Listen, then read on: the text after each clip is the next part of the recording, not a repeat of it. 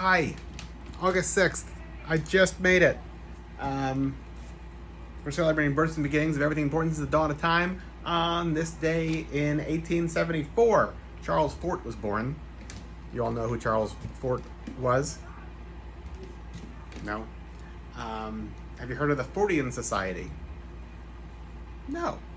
Okay, well, I'll let you in on this. So Charles Fort was a researcher of the strange, the unusual, in like World War I era. He would collect newspaper reports from all over the world of people who would experience paranormal phenomena of some kind, UFO encounters, people who were reporting ESP, people who were experiencing reptiles raining from the skies, all sorts. He was basically a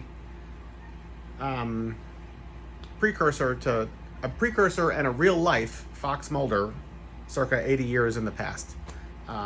And he didn't really care what anybody else thought, or rather didn't think that anybody else would be interested in this, but he just kept doing it anyway.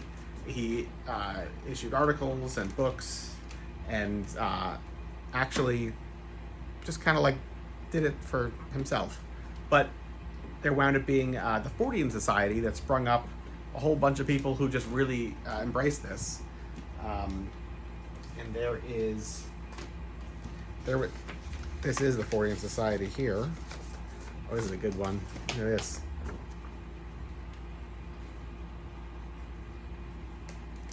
Doubt. This is the Fortean Society magazine. See here. And it's edited by none other than Tiffany Thayer. I love Tiffany Thayer. He's one of his most outspoken fans. Tiffany Thayer was also a writer in his own right, making novels like 13 Women, 13 Men,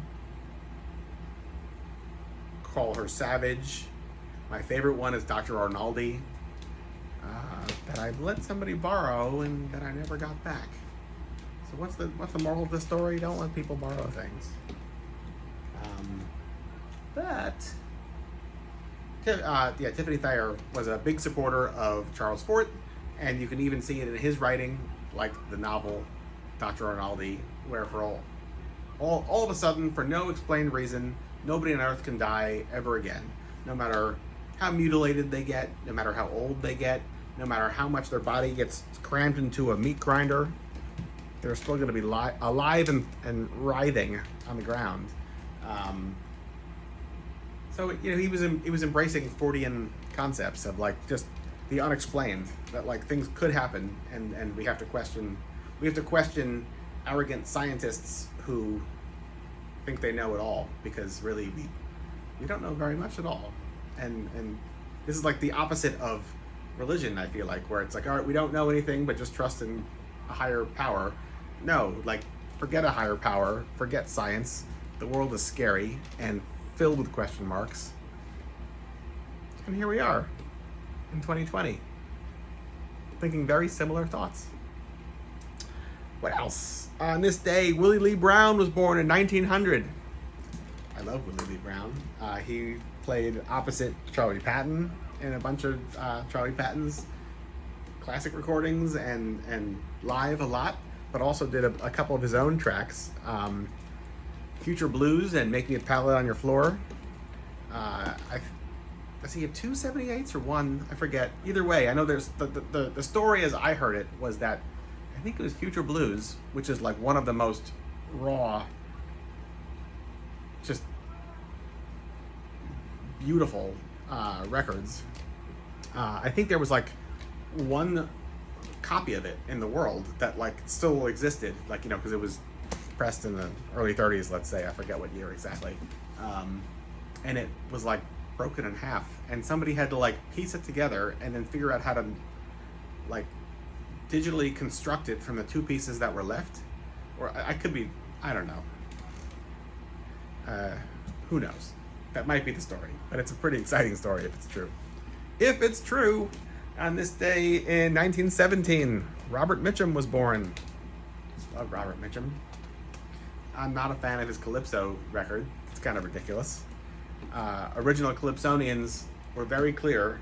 Calypso can only be played by Trinidadians. While that message may not have specifically applied to Robert Mitchum, as in like the Mitchum thing was like a obvious distancing, but they were really saying it in regards to Harry Belafonte, who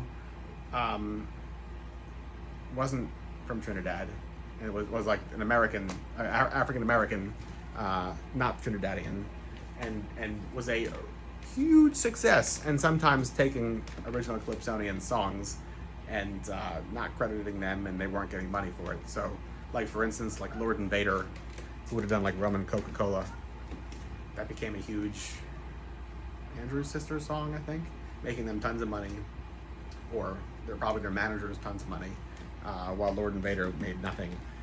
That's my point. Robert Mitchum, glad he did it. I mean, whatever. He did lots of wonderful stuff. The Calypso thing is just kind of funny. And on this day in 1965, Terra Satana. You like that, Howie? I did it right this time. Terra Satana was starred in the in the film Faster Pussycat Kill Kill, along with a bunch of others. A cast of thousands. A casket of thousands.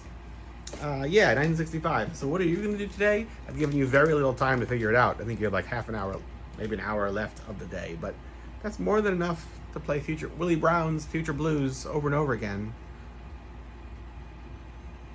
That's really all you need to do, truly. Future Blues. Until the future, and by that I mean tomorrow. Goodbye.